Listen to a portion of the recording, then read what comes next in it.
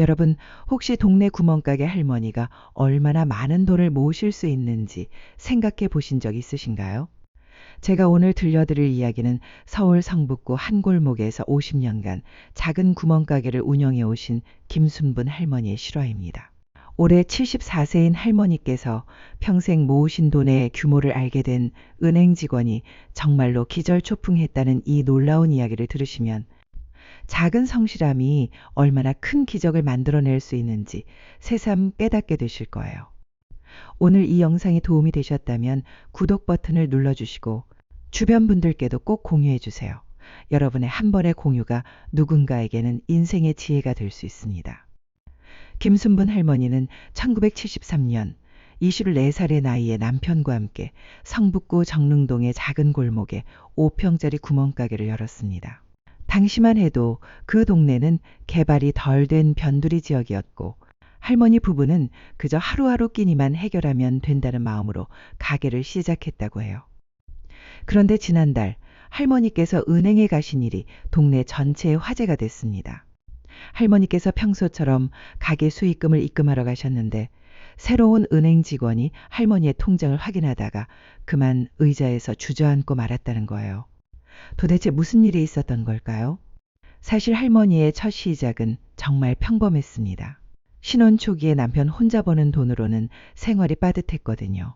그래서 할머니께서 집 앞에 작은 가게를 차려서 용돈이라도 벌어보자고 하신 거였어요. 처음에는 정말 소소한 것들만 팔았다고 해요. 사탕, 과자, 음료수, 생필품 같은 것들 말이에요. 1970년대 초반이니까 지금처럼 편의점이나 대형마트가 없던 시절이었죠. 동네 사람들은 뭔가 필요한 게 있으면 할머니 가게에 와서 사가곤 했어요. 하루 매출이 몇천 원에서 몇만 원 정도였는데 그것도 대부분 원가를 빼면 남는 게 얼마 없었다고 하더라고요. 그런데 할머니께는 특별한 습관이 하나 있었어요. 아무리 적은 돈이라도 반드시 일정 부분은 저축을 하신다는 거였어요. 하루 순수익이 1,000원이면 100원은 꼭 떼어놓고 10,000원이면 1,000원은 반드시 저금통에 넣어두셨다고 해요. 남편분께서 처음에는 그 적은 돈 가지고 뭔 저축이냐, 그냥 생활비에 보태자고 하셨지만 할머니께서는 절대 흔들리지 않으셨대요. 오늘 100원이 모이면 1년이면 몇만 원이 되고 10년이면 몇십만 원이 될 거 아니에요. 언젠가는 쓸 때가 있을 거예요 라고 하시면서 꿋꿋이 저축을 계속하셨다고 해요. 1980년대에 들어서면서 할머니 가게도 조금씩 규모가 커지기 시작했어요. 동네가 개발되면서 사람들이 늘어났고 할머니의 친절한 서비스 덕분에 단골 손님들도 많아졌거든요. 할머니께서는 손님 한 분 한 분의 취향을 다 기억하고 계셨어요. 어떤 아주머니는 어떤 브랜드의 라면을 좋아하시고 어떤 아저씨는 어떤 담배를 피우시는지 심지어는 어느 집 아이가 어떤 과자를 좋아하는지까지 다 머릿속에 들어있으셨다고 해요. 그래서 손님이 오시면 오늘도 평소대로 드릴까요 하고 미리 준비해 놓으시곤 했대요. 그런 정성스러운 서비스 덕분에 할머니 가게는 점점 더 많은 손님들이 찾아오게 됐어요. 하지만 할머니의 저축 습관은 변하지 않았어요. 매출이 늘어날수록 저축하는 금액도 비례해서 늘어났지만 여전히 수익의 10분의 1은 반드시 떼어 놓으셨다고 해요. 1990년대에는 정말 큰 변화가 있었어요. 동네에 편의점이 생기기 시작한 거예요. 처음에는 할머니도 걱정이 많으셨다고 해요. 이제 우리 같은 구멍가게는 문 닫아야 하나 하고 고민도 하셨고요. 하지만 할머니께서는 포기하지 않으셨어요. 대신 편의점에서 할 수 없는 서비스를 생각해 보기 시작하셨죠. 우선 외상거래를 시작하셨어요. 동네 주민들이 급하게 뭔가 필요한데 현금이 없을 때 다음에 주세요 하고 믿고 물건을 주셨던 거예요. 또 택배나 우편물도 대신 받아주시기 시작했어요. 맞벌이 부부가 많아지면서 집에 없을 때가 많으니까 할머니 가게에서 대신 받아서 보관해 주시는 거였죠. 그리고 동네 아이들 간식도 외상으로 주시고 부모님들께는 나중에 정산을 해드렸어요. 심지어는 동네 어르신들의 심부름도 해드렸어요. 몸이 불편해서 직접 오기 어려운 분들께는 전화로 주문을 받고 직접 갖다 드리기도 하셨고요. 이런 서비스들은 편의점에서는 절대 할 수 없는 것들이었죠. 그렇게 1990년대 내내 할머니의 가게는 동네의 중심 역할을 했어요. 단순히 물건을 파는 곳이 아니라 동네 사람들이 모여서 이야기하고 정보를 나누는 커뮤니티 공간이 된 거죠. 2000년대에 들어서서는 더 큰 변화들이 있었어요. 인터넷이 보급되고 대형 마트들이 생기기 시작했거든요. 많은 구멍가게들이 문을 닫기 시작했어요. 할머니 주변의 다른 가게들도 하나둘씩 사라져갔고요. 하지만 할머니는 여전히 꿋꿋하게 버텨내셨어요. 오히려 경쟁자들이 사라지면서 할머니 가게에 의존하는 사람들이 더 많아졌다고 해요. 특히 혼자 사시는 어르신들이나 아이들에게는 할머니 가게가 없어서는 안 될 소중한 공간이었거든요. 그리고 할머니께서는 시대에 맞춰서 새로운 서비스들도 계속 추가하셨어요. 휴대폰 요금 납부 대행, 각종 공과금 수납, 심지어는 간단한 은행 업무까지 대신해 주시기 시작했어요. 또 하나 놀라운 건 할머니의 기억력이었어요. 50년 가까이 가게를 하시면서 동네의 모든 역사를 다 기억하고 계셨거든요. 누구네 집 아들이 언제 태어나서 어느 학교를 다니고 지금 뭘 하고 있는지, 어느 집이 언제 이사 왔다가 언제 이사 갔는지 이런 것들을 마치 컴퓨터처럼 정확하게 기억하고 계셨어요. 그래서 동네 사람들은 뭔가 궁금한 게 있으면 할머니께 물어보곤 했어요. 예전에 여기 살던 김씨네 가족이 어디로 이사 갔는지 아세요? 이런 질문을 하면 할머니께서는 그 집 말이에요. 15년 전에 부산으로 이사 갔어요. 아들이 거기 회사에 취직해서요 하고 척척 대답해 주셨다고 해요. 이렇게 할머니는 단순한 가게 사장님이 아니라 동네에 살아있는 역사이자 정보의 중심이 되셨던 거예요. 그리고 그런 할머니의 가게를 사람들은 더욱 소중하게 여기게 됐고 자연스럽게 매출도 꾸준히 유지될 수 있었어요. 그런데 할머니의 진짜 놀라운 점은 따로 있었어요. 50년 동안 단 하루도 빠뜨리지 않고 저축을 계속하셨다는 거예요. 아무리 힘든 일이 있어도 아무리 돈이 급해도 정해놓은 저축은 절대 건드리지 않으셨다고 해요. 1997년 IMF 때도 마찬가지였어요. 그때 많은 사람들이 경제적으로 어려워졌고 할머니 가게 매출도 많이 줄어들었어요. 외상으로 가져가시는 분들은 늘어났는데 정사는 잘 안 되고 새로운 손님들은 줄어들고 해서 정말 어려운 시기였다고 해요.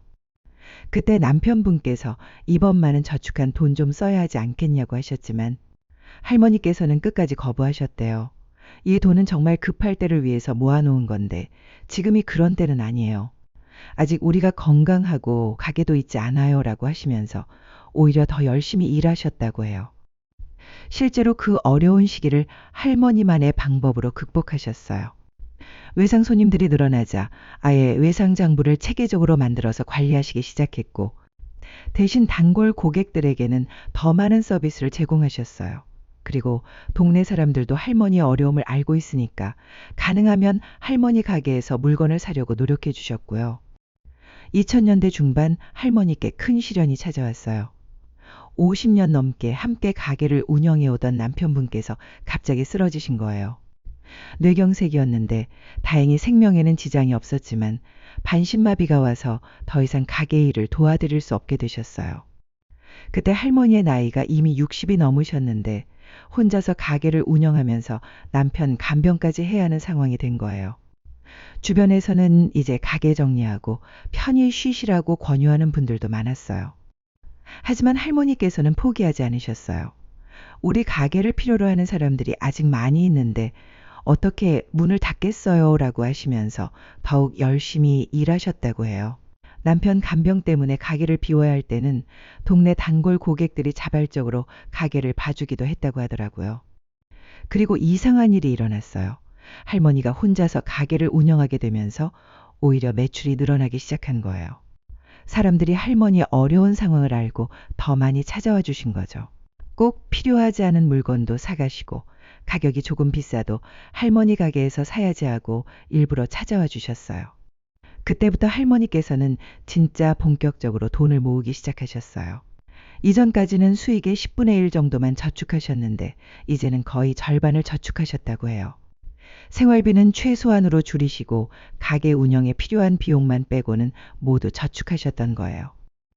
2010년대에 들어서서는 스마트폰이 보급되고 온라인 쇼핑이 일반화되면서 또 다른 변화가 찾아왔어요. 젊은 세대들은 대부분 인터넷으로 쇼핑을 하기 시작했고 구멍가게에 오는 손님들은 주로 중장년층과 어르신들이 되었어요. 하지만 할머니께서는 이런 변화도 긍정적으로 받아들이셨어요.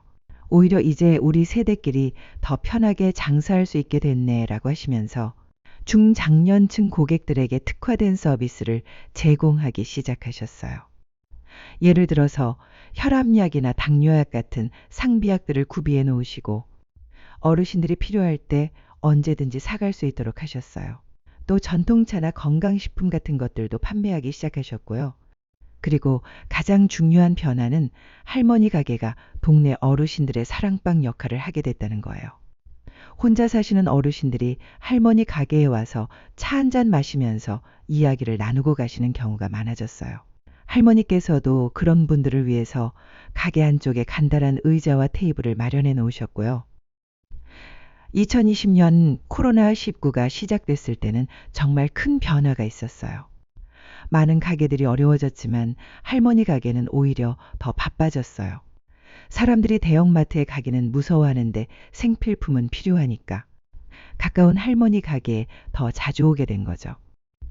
특히 마스크나 손소독제 같은 방역용품들이 품귀 현상을 빚을 때 할머니께서는 미리미리 준비해 놓으셔서 동네 분들이 어려움을 겪지 않도록 도와주셨어요. 그리고 가격도 시중보다 저렴하게 책정하셔서 이런 때일수록 서로 도와야 한다고 하셨다고 해요. 그런데 코로나 기간 중에 할머니께 또 다른 시련이 찾아왔어요. 80이 넘으신 남편분께서 코로나에 감염되신 거예요. 다행히 큰 문제 없이 회복하셨지만 그 과정에서 병원비와 간병비가 만만치 않게 들어갔어요. 그때도 할머니께서는 저축해 놓은 돈을 쓰시지 않으셨어요. 대신 가게 운영을 더 열심히 하셔서 필요한 돈을 마련하셨다고 해요. 주변에서 이제 저축한 돈 좀 쓰셔도 되지 않겠어요? 라고 권해드려도 아직 아니에요. 정말 필요한 때를 위해서 아껴둬야 해요. 라고 하셨대요. 그리고 작년 할머니께 정말 예상치 못한 일이 생겼어요. 50년간 운영해 오던 가게 건물 주인이 바뀌면서 임대료를 2배로 올려달라고 요구한 거예요. 주변 상권이 개발되면서 임대료가 전반적으로 오른 것도 있었지만 새 건물주는 할머니와의 오랜 인연 같은 건 전혀 고려하지 않았어요. 할머니께서는 처음에 당황하셨다고 해요. 50년 동안 한 번도 이런 일이 없었거든요.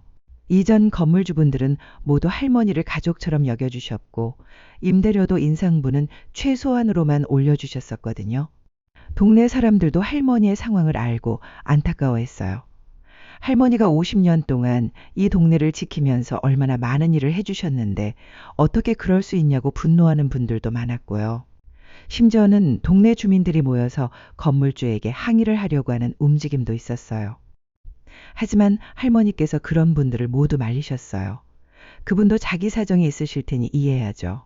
우리가 감정적으로 대응할 일은 아니에요. 라고 하시면서 대신 다른 방법을 찾아보기 시작하셨어요. 처음에는 다른 곳으로 이전하는 것도 고려해 보셨다고 해요. 하지만 50년 동안 한 곳에서 뿌리를 내리고 살아오신 할머니에게는 쉬운 결정이 아니었어요. 게다가 동네 사람들도 할머니가 다른 곳으로 가시면 우리는 어떻게 하냐고 붙잡으셨고요. 고민 끝에 할머니께서 내린 결정은 바로 가게 건물을 아예 매입하는 것이었어요. 건물주에게 직접 연락해서 이 건물을 제가 사고 싶은데 얼마에 파실 수 있나요? 라고 물어보셨다는 거예요. 건물주는 처음에 농담인 줄 알았다고 해요. 50년간 구멍가게를 운영해온 할머니가 건물을 살 돈이 있을 거라고는 전혀 생각하지 못했거든요. 하지만 할머니께서 진심이라는 걸 알고 나서는 가격을 불렀어요. 그 금액이 무려 15억 원이었어요. 일반적으로 생각해 보면 구멍가게를 50년 운영해서 15억 원을 모은다는 건 불가능해 보이잖아요. 하루 매출이 많아봐야 몇십만 원이고 거기서 원가와 생활비를 빼면 남는 게 얼마나 되겠어요. 그런데 할머니께서는 한번 생각해보고 연락드리겠다고 하셨대요. 며칠 후 할머니께서는 은행에 가셨어요. 그동안 여러 은행에 분산해서 저축해 놓으신 돈을 확인하고 부족한 부분은 대출을 받아서라도 건물을 사시려고 하신 거예요. 그런데 바로 그날 은행에서 그 유명한 사건이 일어난 거예요. 할머니께서 평소처럼 입금을 하러 가셨는데 새로운 젊은 은행 직원이 할머니의 통장을 보고 깜짝 놀란 거예요. 그 직원은 할머니를 보고 혹시 이 통장이 맞으세요? 라고 몇 번이나 확인했다고 해요. 그리고 다른 직원들을 불러서 이것 좀 봐주세요. 라고 하면서 웅성거리기 시작했어요. 할머니의 통장 잔고는 무려 12억 원이었거든요. 그것도 한 은행에서만요. 다른 은행들까지 합치면 총 16억 원이 넘는 돈이 있었던 거예요. 은행 직원들은 정말 믿을 수 없어 했어요. 구멍가게를 운영하셔서 이렇게 많은 돈을 모으신 거예요? 라고 물어보니까 할머니께서는 아무렇지도 않게 50년 동안 조금씩 모았어요 라고 대답하셨다고 해요. 그 소식이 동네에 퍼지자 사람들이 더 놀라워했어요. 평소에 검소하게 사시는 할머니가 이렇게 많은 돈을 가지고 계실 줄은 꿈에도 몰랐거든요. 심지어 할머니의 자녀들도 몰랐던 사실이었어요. 사람들이 가장 궁금해한 건 도대체 어떻게 그렇게 많은 돈을 모으셨냐는 거였어요. 할머니께서 직접 설명해 주신 내용이 정말 놀라웠어요. 첫 번째는 절대 변하지 않는 저축 습관이었어요. 50년 동안 단 하루도 빠뜨리지 않고 수익의 일정 부분을 저축하셨던 거죠. 처음에는 10분의 1에서 시작해서 나중에는 절반까지 저축하셨다고 해요. 두 번째는 복리의 힘이었어요. 예전에는 은행 이자율이 지금보다 훨씬 높았거든요. 1980년대에는 연 10%가 넘는 이자도 있었어요. 그런 시기에 꾸준히 저축하신 돈들이 복리로 불어난 거죠. 세 번째는 절약 정신이었어요. 할머니께서는 50년 동안 정말 검소하게 사셨어요. 옷은 항상 같은 것만 입으시고 외식은 거의 하지 않으시고 여행이나 취미 생활에도 돈을 거의 쓰지 않으셨어요. 모든 지출을 최소한으로 줄이셔서 저축할 수 있는 돈을 최대한 늘리신 거죠. 네 번째는 부동산 투자였어요. 할머니께서는 1980년대부터 조금씩 부동산에 투자하기 시작하셨어요. 가계 수익으로 작은 땅이나 빌라 같은 걸 사서 임대를 주시고 그 임대료로 다시 저축을 하시는 방식이었어요. 서울 부동산이 계속 오르면서 그 가치도 많이 증가했고요. 다섯 번째는 세금 관리였어요. 할머니께서는 가계 수입을 정확히 신고하시고 세금도 성실히 내셨지만 동시에 절세 방법도 잘 활용하셨어요. 부부 명의로 분산해서 저축하시고 세금 우대 상품들도 적극 활용하셨던 거죠. 하지만 할머니께서 가장 강조하신 건 인내였어요. 50년이라는 긴 시간 동안 한 번도 포기하지 않고 꾸준히 하는 게 가장 어려운 일이었어요. 중간에 몇 번이나 포기하고 싶은 순간들이 있었지만 그때마다 오늘 하루만 덜하는 마음으로 버텨냈어요 라고 하셨거든요. 그런데 정말 놀라운 건 할머니의 다음 행동이었어요. 16억 원이라는 거대한 돈을 가지고 계시면서도 생활 방식은 전혀 바뀌지 않으셨던 거예요. 여전히 새벽 5시에 일어나서 가게를 열고 밤 10시까지 운영하시고 같은 옷을 입고 같은 음식을 드시고 계셨어요. 동네 사람들이 이제 좀 편하게 사시지라고 권해드려도 아직 우리 가게가 필요한 사람들이 있는데 어떻게 그만둘 수 있겠어요? 라고 하시면서 계속 가게를 운영하고 계세요. 그리고 할머니께서 그 돈으로 하신 첫 번째 일이 바로 가게 건물 매입이었어요. 건물주가 15억을 달라고 했는데 할머니께서는 현금으로 살 테니 13억에 해주세요 라고 협상하셔서 결국 13억의 건물을 사셨어요. 건물을 사신 후에 할머니께서 하신 말씀이 정말 인상적이었어요. 이제 마음 편히 가게를 할 수 있겠어요. 임대료 걱정도 없고 누가 나가라고 할 수도 없으니까요. 죽을 때까지 이 가게에서 동네 사람들을 위해 일할 수 있을 것 같아요. 하지만 할머니의 진짜 꿈은 따로 있으셨어요. 남은 돈으로 동네에 작은 도서관을 만들고 싶다고 하셨거든요. 요즘 아이들이 갈 곳이 없어서 PC방이나 개인방에만 가는데 책도 읽고 공부도 할 수 있는 공간이 있으면 좋겠어요 라고 하시면서요.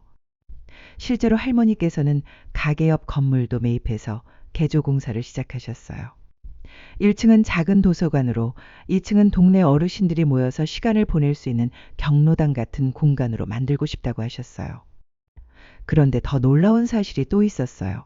할머니께서는 이미 몇 년 전부터 장학금도 주고 계셨다는 거예요. 동네에서 어려운 환경에서도 열심히 공부하는 아이들에게 몰래 장학금을 지원해주고 계셨던 거죠. 할머니께서 도와주신 아이들이 벌써 10명이 넘는다고 해요. 그 중에는 이미 대학을 졸업하고 좋은 직장에 취직한 아이들도 있고 지금도 할머니의 도움을 받으면서 공부하고 있는 아이들도 있어요. 그런데 할머니께서는 이런 일들을 절대 자랑하지 않으셨어요. 받는 아이들에게도 이건 우리끼리만 아는 비밀이라고 하시면서 조용히 도와주셨던 거죠. 최근에야 그 아이들 중 한 명이 대학에 합격한 후 감사 인사를 하러 오면서 이런 사실들이 알려지게 된 거예요. 그 학생이 할머니께 드린 편지 내용이 정말 감동적이었어요. 할머니 덕분에 포기하지 않고 공부할 수 있었어요. 할머니가 아니었다면 저는 중학교도 제대로 못 마쳤을 거예요. 대학에 가서 열심히 공부해서 할머니처럼 다른 사람들을 도울 수 있는 사람이 되겠습니다. 라는 내용이었어요. 할머니께서는 그 편지를 받고 많이 우셨다고 해요. 50년 동안 가게를 하면서 이렇게 보람을 느낀 적은 처음이에요. 라고 하시면서요. 그리고 할머니께서는 더 큰 계획을 세우고 계세요. 동네 도서관이 완성되면 그곳에서 아이들에게 무료로 간식도 제공하고 어려운 아이들에게는 학습용품도 지원해주고 싶다고 하세요. 또 어르신들을 위해서는 무료 급식 서비스도 생각하고 계시고요. 평생 이 동네에서 받은 사랑을 이제 돌려드리고 싶어요. 라고 하시는 할머니의 말씀이 정말 감동적이었어요. 동네 사람들의 반응도 놀라웠어요. 처음에는 할머니가 그렇게 많은 돈을 가지고 계신다는 사실에 놀랐지만 그 돈을 어떻게 쓰시는지를 보고 나서는 더욱 존경하게 됐다고 해요. 한 동네 주민분께서 하신 말씀이 할머니는 돈을 많이 가지고 계시지만 그 돈에 매이지 않으시네요. 오히려 그 돈을 더 좋은 일에 쓰시려고 하시는 모습이 정말 감동적이에요. 라고 하시더라고요. 그리고 할머니의 이야기가 알려지면서 전국에서 많은 분들이 할머니를 찾아오기 시작했어요. 할머니께 재테크 비법을 묻는 분들도 계시고 단순히 인사를 드리고 싶어서 오시는 분들도 계세요. 하지만 할머니께서는 여전히 겸손하세요. 저는 특별한 걸 한 게 아니에요. 그냥 50년 동안 성실하게 살았을 뿐이에요. 누구든지 마음만 먹으면 할 수 있는 일이에요. 라고 하시거든요. 그런데 할머니께서 하신 말씀 중에 정말 인상 깊은 게 있었어요. 돈을 모으는 것보다 더 어려운 건 돈을 잘 쓰는 거예요. 돈이 많아지면 욕심도 많아지고 불필요한 곳에 쓰고 싶은 유혹도 많아져요. 하지만 정말 필요한 곳에 정말 도움이 되는 방식으로 쓰는 게 더 중요한 것 같아요. 할머니의 철학은 정말 단순했어요. 작은 것부터 시작해서 꾸준히 하면 언젠가는 큰 일을 할 수 있다는 거였어요. 하루 100원, 1000원씩 모으는 게 별것 아닌 것 같지만 50년이라는 시간이 쌓이면 엄청난 힘이 된다는 걸 몸소 보여주신 거죠. 그리고 할머니께서 특히 강조하시는 건 꿈을 포기하지 않는 것이었어요. 저도 20대, 30대 때는 언젠가는 우리 동네에 도서관을 만들어서 아이들이 마음껏 책을 읽을 수 있게 해주고 싶다는 꿈이 있었어요. 그때는 너무 커 보이는 꿈이었지만 50년 후에 이렇게 실현할 수 있게 되었네요. 할머니의 이야기를 들으면서 정말 많은 생각이 들었어요. 우리는 보통 큰 돈을 벌려면 특별한 재능이나 운이 있어야 한다고 생각하잖아요. 하지만 할머니께서는 그냥 평범한 구멍가게로 성실함과 꾸준함만으로 이런 일을 해내신 거거든요. 그리고 더 중요한 건 그 돈을 자신만을 위해 쓰지 않으시고 동네와 이웃들을 위해 쓰고 계신다는 거예요. 진짜 부자의 모습이 이런 게 아닐까 싶었어요. 현재 할머니의 도서관 공사는 한창 진행 중이에요. 올해 말쯤에는 완공될 예정이라고 해요. 할머니께서는 벌써부터 어떤 책들을 비치할지, 어떤 프로그램들을 운영할지 계획을 세우고 계세요. 그리고 할머니의 가게는 여전히 동네의 중심 역할을 하고 있어요. 이제는 전국에서 찾아오는 분들까지 있어서 더 바빠지셨지만 동네 주민들을 위한 서비스는 절대 소홀히 하지 않으세요. 몇 주 전에는 할머니께서 동네 주민들을 위한 작은 잔치를 베푸셨어요. 그동안 저를 도와주신 감사의 마음을 전하고 싶다고 하시면서 가게 앞 골목에서 음식을 준비해서 나눠드렸어요. 그 자리에서 한 동네 어르신께서 하신 말씀이 순분이가 50년 동안 우리 동네를 지켜줘서 고맙다고 하시면서 눈물을 흘리셨다고 해요. 그 모습을 본 다른 분들도 모두 울컥하셨다고 하더라고요. 할머니께서도 저야말로 50년 동안 여러분들이 저를 믿고 찾아와 주셔서 여기까지 올 수 있었어요. 앞으로도 죽을 때까지 이 자리에서 여러분들과 함께하고 싶어요 라고 말씀하셨어요. 지금도 할머니께서는 매일 새벽 5시에 일어나서 가게를 열고 밤 10시까지 운영하고 계세요. 16억이라는 거대한 돈을 가지고 계시지만 생활은 전혀 바뀌지 않았어요. 여전히 같은 앞치마를 두르고 같은 자리에서 손님들을 맞이하고 계시거든요. 하지만 할머니의 눈빛은 예전보다 더 밝아진 것 같아요. 이제 정말 하고 싶었던 일들을 할 수 있게 됐다는 기쁨 때문인지 항상 미소를 띠고 계세요. 그리고 할머니께서는 벌써 다음 계획도 세우고 계세요. 도서관이 완성되면 다른 동네에도 비슷한 시설을 만들어서 더 많은 아이들을 도와주고 싶다고 하세요. 제가 할 수 있는 한 최대한 많은 아이들이 꿈을 포기하지 않고 공부할 수 있도록 도와주고 싶어요 라고 하시거든요. 할머니의 이야기를 들으면서 가장 크게 깨달은 건 시간의 힘이었어요. 하루하루는 별것 아닌 것 같아도 그게 모여서 50년이 되면 정말 놀라운 결과를 만들어낼 수 있다는 거죠. 그리고 또 하나는 나눔의 기쁨이었어요. 할머니께서는 50년 동안 모으신 돈을 혼자만 쓰시지 않고 동네와 함께 나누고 계세요. 그런 할머니의 모습이 더 아름답고 의미 있어 보였어요. 마지막으로 할머니께서 젊은 세대들에게 하고 싶으신 말씀이 있다고 하세요. 요즘 젊은 분들은 빨리 큰 돈을 벌고 싶어 하시는데 조급해하지 마세요. 작은 것부터 시작해서 꾸준히 하다 보면 언젠가는 큰 일을 할 수 있어요. 그리고 돈을 벌 때도 중요하지만 그 돈을 어떻게 쓸지도 미리 생각해 두세요. 나만을 위한 돈이 아니라 다른 사람들도 함께 행복해질 수 있는 돈이 되면 더 좋겠어요. 할머니의 구멍가게는 이제 단순한 가게가 아니라 희망의 상징이 되었어요. 작은 시작도 꾸준히 하면 큰 꿈을 이룰 수 있다는 것을, 그리고 진짜 행복은 나눔에서 온다는 것을 보여주는 살아있는 증거가 된 거죠. 여러분들도 할머니의 이야기를 들으시고 어떤 생각이 드시나요? 혹시 지금 하고 있는 작은 일들이 의미 없어 보이시나요? 할머니의 50년을 보면 작은 것도 꾸준히 하면 언젠가는 큰 의미가 될 수 있다는 걸 알 수 있어요. 그리고 돈을 모으는 것도 중요하지만 그보다 더 중요한 건 그 돈으로 어떤 가치를 만들어낼지 생각해 보는 것 같아요. 할머니처럼 자신만이 아니라 주변 사람들과 함께 나눌 수 있는 마음을 가진다면 그게 진짜 부자가 되는 길이 아닐까 싶어요. 오늘 영상을 보며 여러분은 어떤 생각이 드셨나요? 여러분의 경험과 생각을 댓글로 나눠주세요. 여러분의 이야기가 누군가에게 큰 위로와 깨달음이 될 것입니다.